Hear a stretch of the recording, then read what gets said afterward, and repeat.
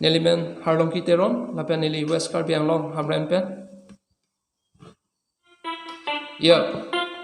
Hey, Abrang si Cardom ho, nang pajirig lo ne, Harlongki Teron ho, nang Arjudun non, chok chok che do anda nang tumle pakeng po non, tego kaline ning hang pik, ka Charlie ne rap, arni wang ne kabori, playing un epini, arni ne ning titar long arlo ne kamonti,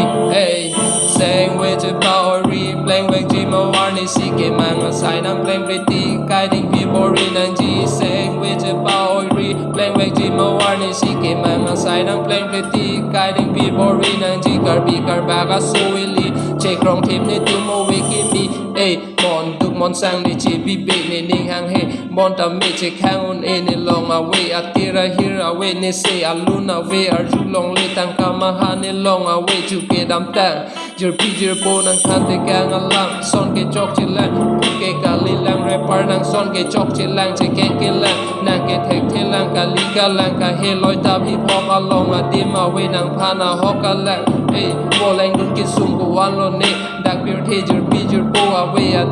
take re away ne ke tar lo war lo ma tha ki su bon ta me seng we thir thip to wer kai ke ning che the wang bom lo wa por ke me ne tam bom lo wa tu ke me seng we che thi kai ke sin ne som dun dak bir the ke mang a sai mang mun he man kai ke ne ar ni wa jo bang thang ne a jo wang ke to ke la bon ta me thek long le lang pi ni ar ni an ta sam pri da in khai da nga son si do bom la pc clam bon non ne na si dam bon non ne kaya long a tura we a son ne ka the ang che char dun de a son ne ke mang a sai ba playing on elo bon ne in king the mang hu mang rama son lo non ne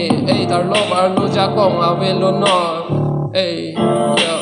saying with the power playing with Jimo Warni sike mang a sign I'm playing with the guiding people in and G saying with the power playing with Jimo Warni sike mang a sign I'm playing with the guiding people in and G saying with the power playing with Jimo Warni sike mang a sign I'm playing with the guiding people in and G karbi karbaga so willy check wrong tip ne tumo wiki me